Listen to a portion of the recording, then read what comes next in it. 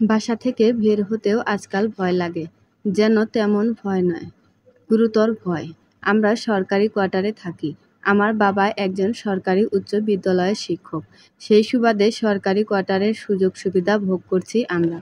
অবশ্য টাকা পয়সা তো যাচ্ছেই, তবুও সরকারি কোয়ার্টার একটা অন্যরকম কিছু। আসল কথায় আসি, নতুন উপজেলা নির্বাহী কর্মকর্তা এসেছেন। এতদিন জানতাম সে বুড়ো টাকলা বউ বাচ্চা সমেত মানুষ, তবে আমার ধারণা ভুল প্রমাণ করে এক সুদর্শন যুবক পুরুষ, যাকে দেখে প্রথম দেখাতে ক্রাশ নামক বাস আমাকে খেতে হয়েছে। যখন শুনলাম সে অবিবাহিত, তখন যেন হাতে আকাশের চাঁদ পেলাম। রোজ সকালে কলেজে যাওয়ার আগে সেজেগুজে তার বাসভবনের সামনে দিয়ে হাঁটতাম, তবে তার হদিশ পেতাম না। এভাবেই দিন যাচ্ছিল। একদিন আমাদের কলেজের সিনিয়র ভাই চতুর্থ বর্ষে পড়ে, আমার পথ আটকে ধরলেন একদম মসজিদ সংলগ্ন রোডে। সেখান থেকে সোজা রাস্তাতে আবার ক্রাশের বাসভবন। তো আমাকে তিনি প্রপোজ করলেন। আমার তখন মাথায় শুধু একটা নামই কিলবিল করত, নায়েব সাখাওয়াত। অত্যন্ত জোর গলায় আমি সেই সিনিয়র ভাইকে রিজেক্ট করলাম এটা বলে যে, আপনি জানেন আমি কাকে এমন প্রস্তাব দিচ্ছেন? কাকে আবার? তোমাকে তো। আমি কে সেটা জানেন? না, জানার কি আছে? অবশ্যই জানি। আপনি কি জানেন না? জানলে এমন দুঃসাহস দেখাতেন না। আমার বিয়ে ঠিক করা আছে। কার সাথে সেটা জানেন? কি বলছো? বিয়ে কার সাথে? এই তো দেখলেন। আপনি কিচ্ছু জানেন না। এই উপজেলার নির্বাহী অফিসার আমার হবু বর। আমরা অতি শীঘ্রই বিয়ে করতে চলছি। মানে কি বলছো? এসব বিশ্বাস করি না আমি। বিশ্বাস করা আর না করা আপনার ব্যাপার। তবে আপনাকে সাবধান করা আমার মানবিক কাজ ছিল। আমার উনি জানলে কিন্তু খবর করে দিবে। ভাবসাব নিয়ে তো সেদিন চলে এলাম। পরদিন শুক্রবার ছিল বলে আর বাসা থেকে বের হইনি। সমস্যা হলো শনিবারে। শনি আসলেই আমার জন্য কাল ছিল। আমার সর্বনাশের শুরু তো তখন থেকেই। বান্ধবী প্রত্যাশার জন্মদিনও ছিল সেদিন। সবাই ঠিক করলো কালো শাড়ি পরবে। আমার কাছে ব্যাপারটা ইন্টারেস্টিং লাগলো। কালো শাড়ি, তাও আবার জন্মদিনে। খুব সুন্দর করে সেজে খোঁপায় বেলি ফুল লাগিয়ে কাঁধ ব্যাগ ঝুলিয়ে গুনগুনিয়ে গান গাইতে গাইতে বাহিরে বের হলাম। বাসা থেকে বের হয়ে সামনের বিল্ডিং পার করার সময় দোতলা থেকে সবুজ ভাইয়ের গলার আওয়াজ শুনলাম। সে ডাক দিয়েছিল আমার নাম ধরে। আমি ওপরের দিকে তাকাতেই বলল, কি ব্যাপার পত্রলেখা? এমন শোকাবহ বেশে কোথায় যাচ্ছ? এখন তো শোকের মাস না। এই লোকটাকে আমার বিরক্ত লাগে, খুব বিরক্ত লাগে। দেখলেই এমন টিপনি কেটে কথা বলে। আমি মৃদু হেসে বললাম, আমার এই বিল্ডিং পার করতে সবসময় শোক শোক ভাব লাগে, তাই আজ শোকের চিহ্ন হিসেবে এই শাড়ি পরিধান করলাম। কেন? কেন? এই বিল্ডিং কি করেছে? বিল্ডিং আর কি করবে? বিল্ডিংয়ের দোতলায় একটা কাক থাকে সবসময়। আসতে যেতে তার কাকা শুনি। দাদি বলে কাকের ডাক অশুভ, শোক বয়ে আনে। তাই আর কি। তা চলি ভাইয়া। আমার আবার আজাইরার সময় নেই গল্প করার। সবুজ কাকের মুখটা তখন দেখার মতো ছিল। এবার ক্রাশ করব আমার ক্রাশের বাসা। এই রাস্তা দিয়ে হাঁটলেও গায়ে প্রেম প্রেম হাওয়া লাগে। আমি সারা বাসায় চোখ বুলাতে বুলাতে হেঁটে যাচ্ছি। তখনই আমার ডান পাশ থেকে একটা রুক্ষ গম্ভীর স্বর শোনা গেল। আমি ফিরে তাকালাম। ওমা, এ তো দেখি ক্রাশ মহাশয়। উনি কি এইমাত্র আমাকেই এই মেয়ে বলে ডাকলেন? ক্রাশ নারিকেল গাছের ছায়াতলে দাঁড়িয়ে আছে। আমি দ্বিধাদ্বন্দ্বে পড়ে গেলাম। উনি কেন ডাকবেন?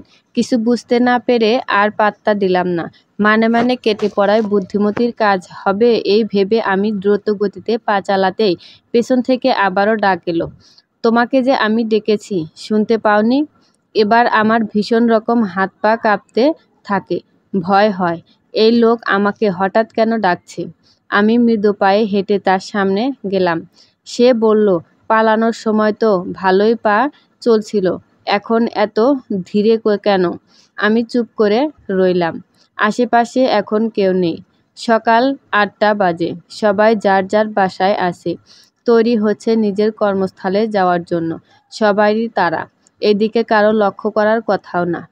চুপ করে আছো কেন? এখন বড় বড় কথা কই গেল? তুমি আশেপাশে কি খবর ছড়াচ্ছ? আমরা নাকি এঙ্গেজড, বিয়ে হবে সামনে।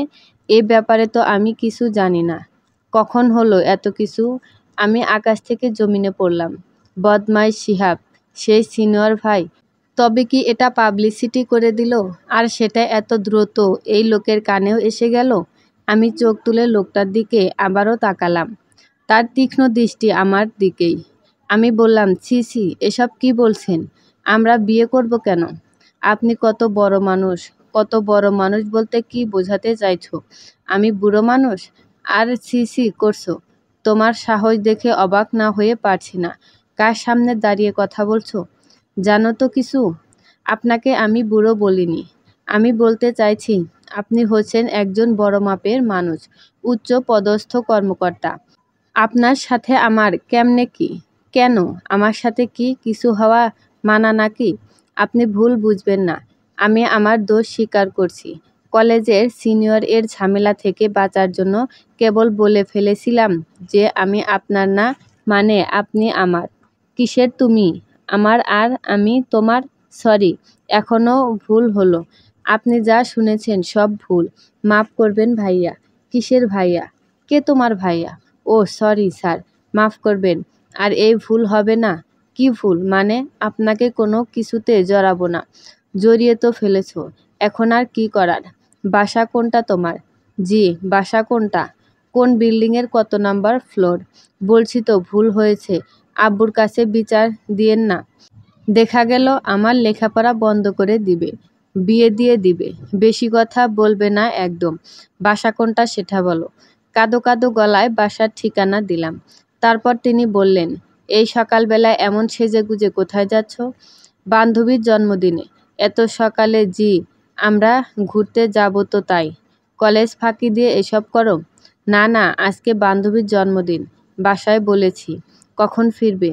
এবার একটু বিরক্তি হলাম। এত প্রশ্ন কেন? আমি কি কোনো আসামি নাকি? যত সব। বিকেল হবে, এত সময় একটু সময় তো হবেই। ছেলে বন্ধু আছে? জি। কি? কয়জন? 4 জন। মেয়ে? 4 জন। সব প্রেমিক প্রেমিকা?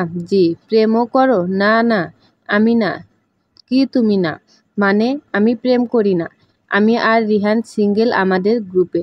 এই রোদে দাঁড়াতে আর ভালো লাগছিল না। সূর্যের তেজ বাড়ছে। সে তো ছায়াতে আরামে আছে। আমি যে ঘেমে যাচ্ছি।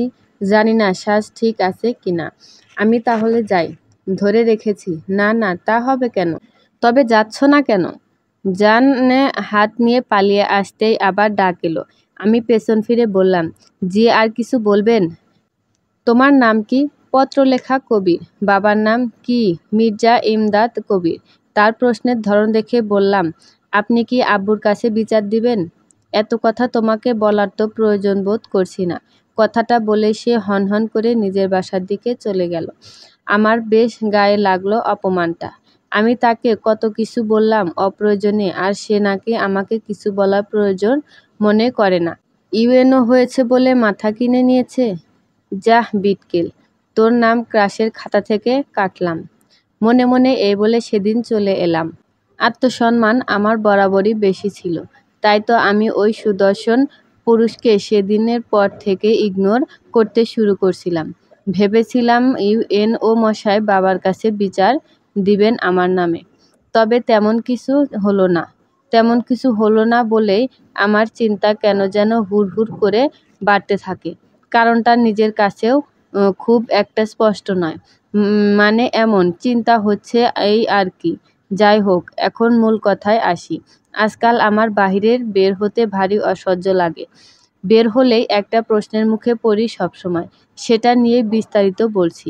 নায়েব সাখাওয়াত, অর্থাৎ সেই ইউএনও, তার সাথে প্রথম আলাপের পর আবার দেখা হলো 2 দিন পর।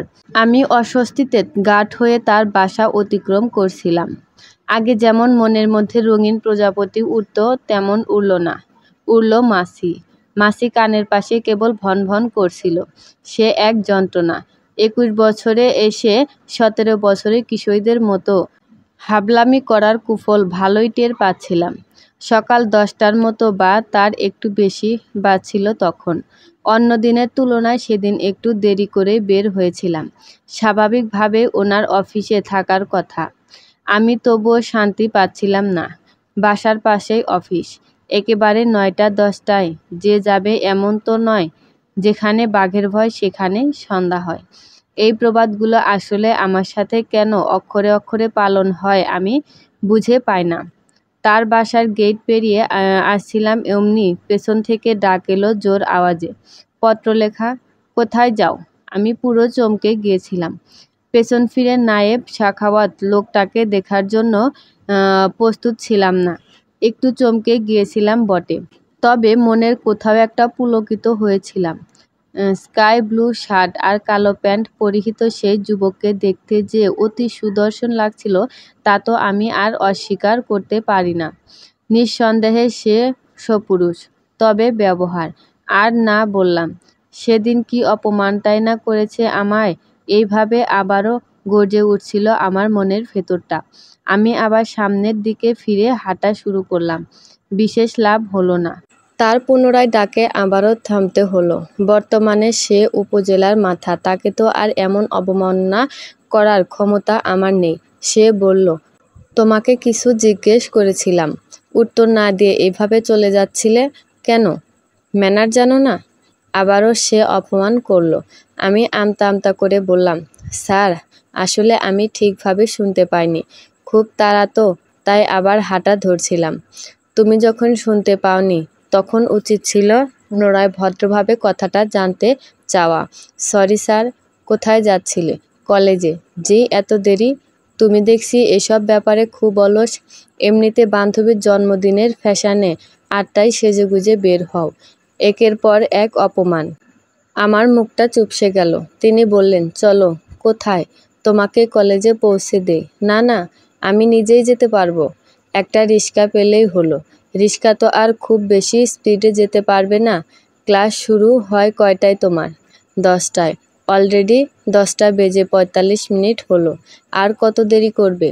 নাকি কলেজ যাবে না অন্য কোথাও যাওয়ার প্ল্যান করেছো?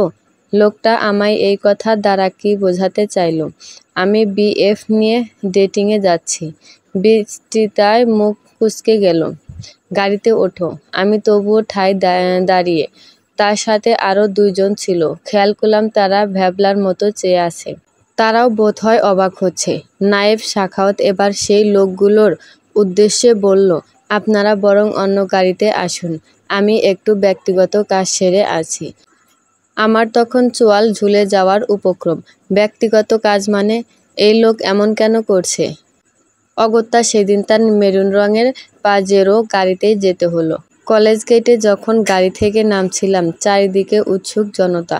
ইউএনওর গাড়ি থেকে নামছি আর এটা নিয়ে তারা বুঝি ভাবছে না। রাস্তার পাশে চায়ের স্টলে শিহাবকেও দেখলাম, চোখ বড় বড় করে তাকিয়ে আছে। আমি আর মাথা ঘামানোর সময় পাইনি, কারণ সেখানে যে একজন কিলবিল করছিল তখন। এতগুলো অপমান করছে আর একটা প্রতিশোধ কিভাবে নিব সেই চিন্তা করছিলাম কেবল। এরপর একদিন বিকেলে রেস্টুরেন্টে যাওয়ার উদ্দেশ্যে বাসা থেকে বের হয়েছিলাম। সামনে যেতেই তার দেখা। তিনি মাঠে কিছু একটা করছিল হয়তো। আমাকে দেখেই বলল, এই পত্রলেখা, কোথায় যাও? ঘুরতে? কেন? ওই দিন গিয়েছিলে না? আবার কেন যাচ্ছ? আমার কাজ ঘোরাঘুরি করা, তাই সব সময় ঘুরি। লেখাপড়া তো শুনেছি বেশি একটা ভালো না। তা এসব রেখে পড়তে বসো, সেটা ভালো হবে। এখন যাচ্ছ যাও, তাড়াতাড়ি ফিরে আসবে। সেদিন এইটুকু কথাই হলো। তারপর আবার একদিন দেখা হয় পলাশ কাকের বাসার সামনে। তখন সকাল 7টা বাজে। আমার সেদিন প্রাইভেট ছিল। স্যার গুরুত্বপূর্ণ কিছু টপিক দেখিয়ে দিবেন বলেছিলেন, কারণ আমার পরীক্ষা ছিল তখন। পড়ার খুব চাপ। ওহ, বলতে ভুলে গিয়েছিলাম, আমি কিন্তু অনার্সে পড়ি, ইন্টারে নয়। আমাদের এখানকার সরকারি কলেজে পড়ি। তো আমি সকালে আবহাওয়ার উপভোগ করছিলাম আর হাঁটছিলাম। হঠাৎ দেখি তিনিও সামনে থেকে আসছেন। দেখে মনে হচ্ছে হাঁটতে বের হয়েছে। আমাকে দেখে বললেন, কি ব্যাপার পত্রলেখা? কোথায় যাও? উফ, পত্রলেখা কোথায় যাও? এই কথাটা শুনলে গা জ্বলে যায় আমার। আমি বললাম, প্রাইভেটে যাচ্ছি। কোথায়? মেইন রোডে। একা একাই যাচ্ছ? জি। এত সকালে একা যাওয়া কোনো মানে হয়?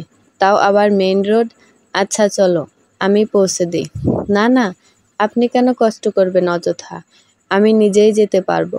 কষ্ট তোমাকে কে বলল? আমি তো হাঁটতেই বের হয়েছিলাম। কিন্তু এখন হেঁটে গেলে তো খুব দেরি হবে। তাছাড়া আমি গেটের সামনে গেলে রিক্সা পাবো। তাহলে রিক্সা করে যাব।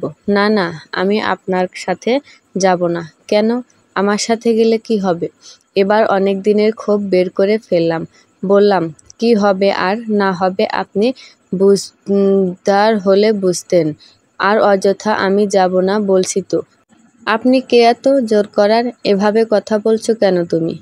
তাহলে কিভাবে বলবো? মানছি আমি এক ভুল করেছিলাম আপনার নাম ব্যবহার করে। তাই বলে দিনের পর দিন এটা কেমন টর্চার করছেন? বাসা থেকে বের হতে পারি না, সে এক কথা। পত্রলেখা কোথায় যাও? আমার যেখানে ইচ্ছা সেখানে আমি যেতে পারি। আমি অ্যাডাল্ট, আপনি পারেন না বারবার এমন করতে। আপনার আমার ব্যক্তিগত ব্যাপারে নাক গলানোর অধিকার নেই। আপনি এত শিক্ষিত আর এটা বোঝেন না? আমি না হয় মজা করে বলেছি একটা কথা। আপনি কি সেটা সত্যি মনে করে নিয়েছেন? নিজেকে আমার বাগদত্তা ভাবা শুরু করেছেন। আপনি বুঝি আমার মতোই পাগল? আমি না হয় বেকুবের মতন বললাম। সেসব তো আর হতে যাচ্ছে না। দেখুন, অনেকদিন এসব সহ্য করেছি, আর পারবো না। আপনার এসব এবার বন্ধ করা উচিত। আপনি কি বুঝতে পারছেন? এতগুলো কথা বলে আমার দম ফুরালো যেন। তিনি কিছুই বললেন না। তার চোখে মুখে বিস্ময়। আমি এবার একটু নরম হয়ে বললাম, সরি, এভাবে বলা ঠিক হয়নি। তবে আমি ভুল কিছু বলিনি। মনে কিছু নিবেন না। এই বলে চলে এলাম সেদিন। ভেবেছিলাম তার গায়ে কথাগুলো লাগবে। কিন্তু কুকুরের লেজ যেমন সোজা হয় না, তেমনি ইউএনও সাহেবের টেরা বাঁকা কথা আর কাজকর্ম কখনো সোজা, সুন্দর আর সহজ সরল হবে না। এরপরেও বেশ কয়েকবার দেখা হয়েছিল। সে বেশ স্বাভাবিকভাবেই বলতো, পত্রলেখা কোথায় যাও? তবে আমি আর কিছু বলতাম না। আমি তাকে সোজা মেইন গেটের রোডে দেখলেই মসজিদ সংলগ্ন রোড হয়ে চলে যেতাম। আবার কখনো কখনো তাকে মসজিদের রোডে দেখলে আমি সোজা রোডে চলে যেতাম। মানে তার ওই বিরক্তিকর প্রশ্নের সম্মুখীন হওয়া যাবে না, কোনো মতেই না। বেশ কিছুদিন এভাবে জীবন যখন পার হচ্ছিল, আমি তখন ক্লান্ত হয়ে গিয়েছিলাম। চারপাশ অসহ্যকর লাগতো। একদিন বিকেলবেলায় ছোট বোনকে নিয়ে ফুচকা খেতে বের হয়েছিলাম। সন্ধ্যার একটু আগে বাসায় এসে দেখি গ্রাম থেকে চাচা এসেছেন। শুধু চাচা নয়, ছোট মামাও এসেছেন। বলে রাখা ভালো, আমরা এখন যেই উপজেলাতে আছি এটা কিন্তু আমাদের স্থায়ী ঠিকানা। কেবল এখন কোয়ার্টারে থাকি, এটাই হলো তফাৎ। আগে নিজস্ব বাড়িতে ছিলাম, তবে বাবা আর আমাদের স্কুল কলেজ আসা যাওয়ার সমস্যার কারণে আর লেখাপড়ার একটু অগ্রগতির জন্যই কোয়ার্টারেই বাসা নিয়েছি। এখান থেকে আমাদের গ্রামের বাড়ির দূরত্ব বেশি হলে ৩০ মিনিট। সিএনজিতে আসা যাওয়া করা হয়। তো চাচা আসে মাঝে মাঝে, স্বাভাবিক। তবে ছোট মামাকেও দেখলাম। তাও আবার সব যেন গোল বৈঠকে বসেছে। মুখভঙ্গি অন্যরকম। আমি সালাম দিলাম। ভালো মন্দ জিজ্ঞেস করে রান্নাঘরে ঢুকলাম। মা এদিকে চুলায় চা বসিয়ে আরেকদিকে মনোযোগ সহকারে আপেল কাটছে। আমি তার পাশে দাঁড়িয়ে বললাম, কি ব্যাপার আম্মু? আজ হঠাৎ ছোট মামা আর চাচা একসাথে? এমনিতেই এসেছে। তোর আব্বু ডেকেছিল। ও খটকা তবুও দূর হলো না। বারবার মনে হচ্ছিল কোথাও গন্ডগোল হয়েছে। বেশিক্ষণ মাথা ঘামাতে হলো না। চাচা আর মামা আমার রুমে এলেন। পেছন পেছন আব্বু আম্মুও এলো। কেন যেন তাদের সবাইকে এভাবে আসতে দেখে আমার বুকের ভেতরটা কামড়ে উঠল। অজানা আশঙ্কা হলো। চাচা আমার বিছানায় বসলেন। বললেন, পত্র, শোনো, তোমার সাথে একটা জরুরি কথা আছে। জি চাচা, বলেন। আসলে তোমার জন্য একটা ভালো বিয়ের প্রস্তাব এসেছে। আগেও অনেক এসেছে এমন বিয়ের প্রস্তাব। বেশ ভালো জায়গা থেকেই এসেছিল। তখন আমরা তোমাকে জানাইনি। এটা জানানোর কারণ হলো সব দিক থেকে উৎসুক। ছেলে গ্রামের বাড়ি আমাদের 2 এলাকা পরে, কাছে ধারেই। তবে ছেলে যখন ছোট ছিল তখন বাবা মা ভাই বোন সবাই মিলে তারা ঢাকা চলে যায়। বর্তমানে সেখানে নিজস্ব বাড়ি, গাড়ি আছে, খুব ভালো বংশও তাদের। ছেলেরা ভাই বোন সব কয়টাই শিক্ষিত। ছেলে বিসিএস ক্যাডার, এবার প্রমোশন পেয়ে এখানে মানে নিজের পৈতৃক উপজেলায় এসেছে। তুমি তাকে চিনবে, এখানকার ইউএনও নায়েব সাখাওয়াত। ছেলেও অত্যন্ত ভালো, ভদ্র, দেখতেও সুন্দর। বয়স খুব একটা বেশি নয়, ছাত্র ভালো, তাই প্রথমবারে প্রশাসন ক্যাডারে টিকে গেছে। বয়স ধরো 30 বা 31 হবে। বয়স আমাদের মতো এতটা বেশি না। মানাবে ভালো। ছেলের বাবা মা তোমার বাবার কাছে বেশ বিনীতভাবে প্রস্তাবটা দিয়েছে। মূলত ছেলের পছন্দ হয়েছে তোমাকে। তারাও চাইছিল ছেলের বিয়ে দিয়ে, বয়স পার হয়ে যাচ্ছে যে। আর আমরাও সব দিক বিবেচনা করে দেখলাম এর থেকে ভালো প্রস্তাব আর হয় না। বিয়ে হলেও তুমি আপাতত এখানেই তো থাকবে, কাছের ধারে। তাই বর্তমানে দূরে যাওয়ার সেই চিন্তাও নেই। আমরা তাই তাদের একটু আগে কল করে জানিয়েছি যে আমরা রাজি আছি। তুমি কি বলো? তোমার কোনো কিছু বলার থাকলে বলো। এতক্ষণ চুপ করে কান্না আটকে রাখছিলাম, এবার আর পারলাম না। চোখের অশ্রুকণা গাল বেয়ে গড়িয়ে পড়ল। তারা বিয়েতে রাজি হয়ে গেছে, কনফার্ম করে দিয়েছে। এখন বলছো কিনা তোমার কিছু বলার থাকলে বলো। মানে কি? ছোট মামা আমার চুলে হাত বুলিয়ে বলল, শোনো, ছেলে ভালো, প্রস্তাবটা ফিরে দেই কিভাবে? সবাই তো তোর ভালো চায়। এমনটা ভাবিস না। বিসিএস ক্যাডার, তাই বিয়েতে রাজি হয়েছি। ডাক্তার ইঞ্জিনিয়ারও প্রস্তাব দিয়েছে, তবে তাদের যোগ্য মনে হয়নি। তাছাড়া পাশের এলাকার চেনা জানার মধ্যে তোর চাচারা চিনে ছেলেদের বাড়ি। সেখানকার মানুষজন কেমন তারা জানে। আর তুই তো সারা দেশ ঘুরতে চেয়েছিলি। এমন একজনকে বিয়ে করতে পারলে তুই তখন সব সুন্দর সুন্দর জায়গা 2-3 বছর বা তারও বেশি সময় ধরে থাকতে পারবি। এরা দেখিস না, একবার এক জায়গায় ট্রান্সফার হয়ে যায়। কত সুন্দর সুন্দর জায়গা দেখবি। মন খারাপ করিস না। বিয়ে তো আজ বা কাল এমনিতেও দিতাম। আমার তো সেটা নিয়ে কষ্ট নয়।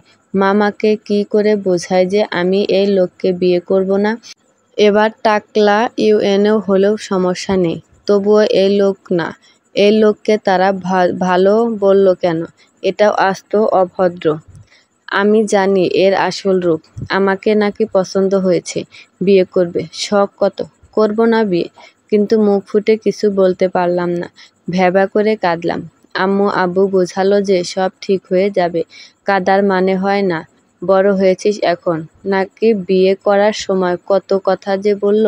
আমি শুধু ফ্যাস ফ্যাস করে কাঁদতেই থাকলাম। ভাবতেও অবাক লাগে, এই লোককে একসময় দেখার জন্য মরিয়া হয়ে উঠতাম। আর এখন যখন তার সাথে বিয়ে ঠিক হলো তো সহ্য করতেই পারছি না। আমরা গ্রামের বাড়িতে এসেছি আজ সকালে। সব কাজিনরাও এসেছে। আমার ফুপিরা আর বড় খালামণি আর মামারা সবাই এসেছেন। এখানে আসার আগেও আমি জানতাম না পরশু আমার বিয়ে। এসেই জানতে পারলাম। আমি যখন জানলাম তখন থেকে দাদির রুমে বসে আছি। মৌমি আপু এলো আমার কাছে। মৌমি আপু আমার মামাতো বোন। গত বছর তার বিয়ে হয়েছে। বোন কম, আমরা বন্ধু বেশি। মৌমি আপু বলল, কিরে, তুই নাকি বিয়ে করতে চাচ্ছিস না? আমি আরও ভাবলাম, তুই বুঝি বিয়ের আনন্দে পাগল হয়ে গেছিস। তাই তো একটা বার নিজে থেকে কল করে বললি না কিছু। আমি ঝাপসা চোখে তার দিকে তাকালাম। এবার বোধহয় তার টনক নড়ল কিছুটা। বলল, কিরে, বিয়েতে মন খারাপ করে বসে আসিস কেন? তোর ক্রাশের সাথেই বিয়ে হচ্ছে। তোর এতক্ষণ হই হুল্লোড় করে চারিদিকে মাতিয়ে রাখার কথা ছিল। আমি নড়েচড়ে বসলাম এবার। মৌমি আপুকে বললাম, উনি যে আমার ক্রাশ ছিল তা তুমি ছাড়া আর কেউই জানে না। তাই আস্তে কথা বলো। ছিল মানে কি? এখন নেই? ওহ, এখন তো জামাই হবে। কিচ্ছু হওয়া লাগবে না। এটা একটা বদলোক। আমি এখন আর তাকে একটুও পছন্দ করি না। একটুও না। কেন? হয়েছে কি?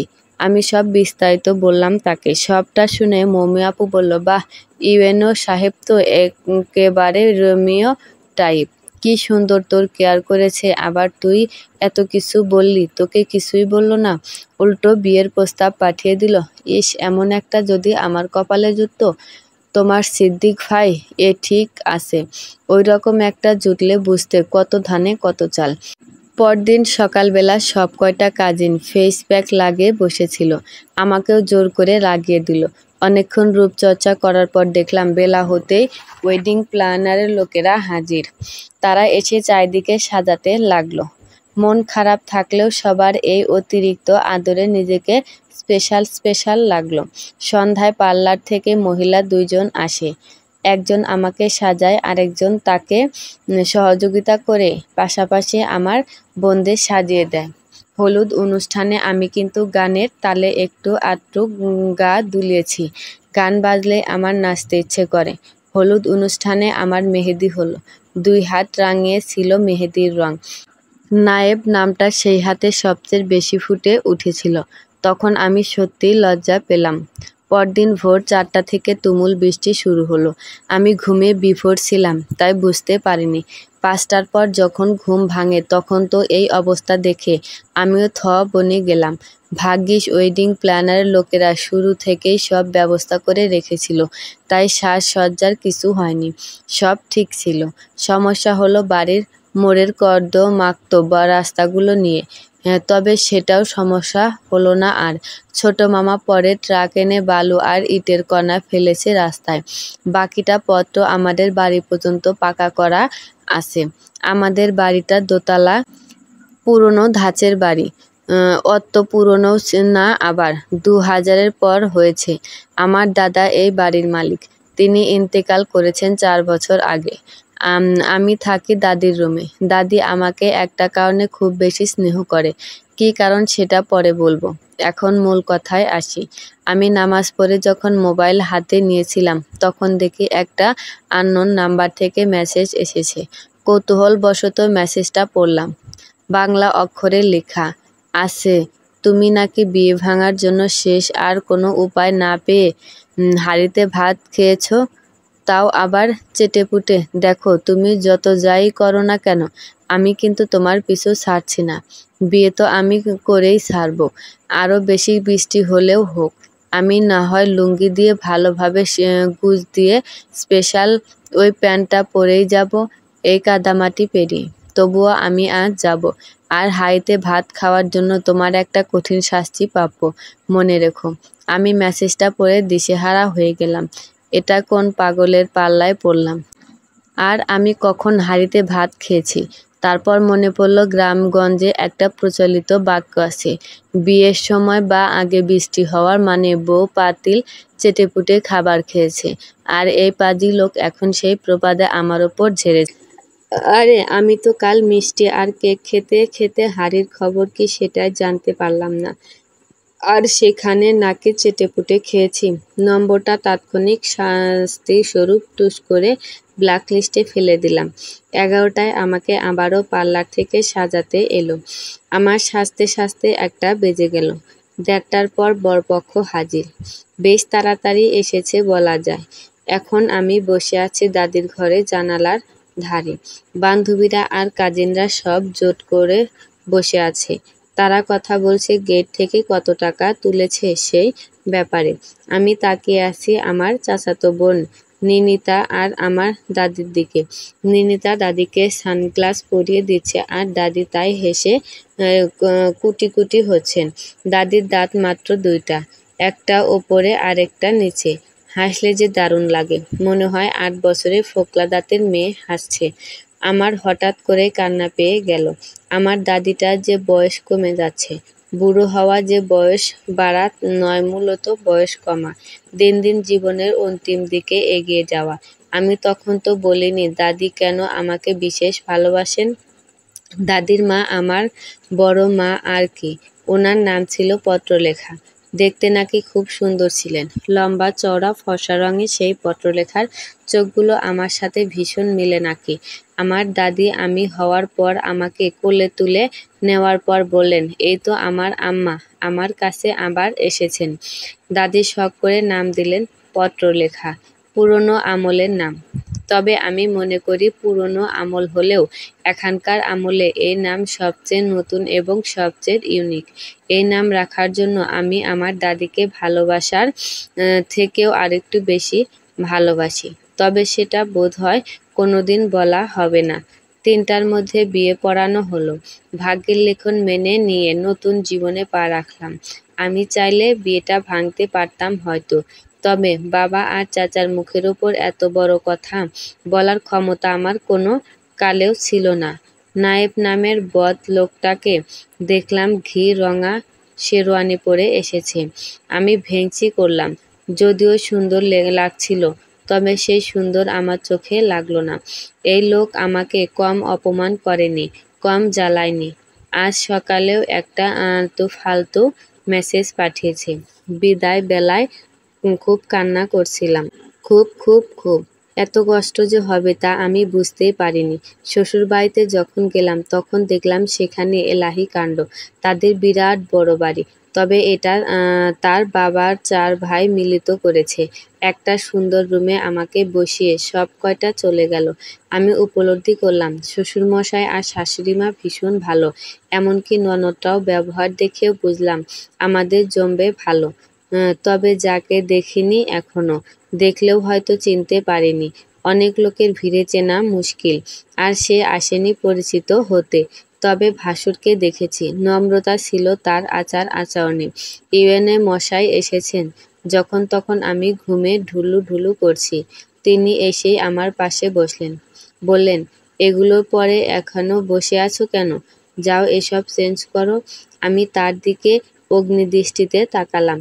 সে বলল, কি বলছিলে না আমাদের মধ্যে কখনো কিছু হওয়ার নয়? এখন তো হলো। তুমি আমার বউ আর আমি তোমার স্বামী। আমার রাগ দুঃখে কান্না এসে গেল। এখন থেকেই খোঁচা মারার কথা শুরু। সে বলল, আগে ফ্রেশ হয়ে এসো। কোনো কিছু করার আগে রিল্যাক্স ফিল করতে হবে শুরুতে। যাও যাও। আমি ফ্রেশ হয়ে এসে দেখি সে বিছানায় গা এলিয়ে দিয়েছেন। বললাম, আপনি কেন গা থেকে এটা খুলছেন না? খুলে ফেলুন। আমি আরো ভাবলাম তুমি আমাকে এভাবে দেখে কাটিয়ে দিতে চাও সারা রাত। তোমার মনে যে অন্য কিছু চলছে তা আমি জানব কিভাবে? কি চলবে? ওই বাসর রাত আর কি? ছি, আপনি একটা অসভ্য দেখছি। বউয়ের সাথে অসভ্যতা জায়েজ আছে। উনি ফ্রেশ হতে গেলেন। আমি স্তব্ধ হয়ে বসে রইলাম। কিছুক্ষণ পর উনি বের হয়ে এলেন। আমার পাশে বসে বললেন, তুমি কি আমাকে অপছন্দ করো? কেন? আপনার কাজকর্মের জন্য। আর আপনি কত বুড়ো লোক। অত একটা বুড়ো না। আচ্ছা থাক, তুমি চাইলে বলতে পারো।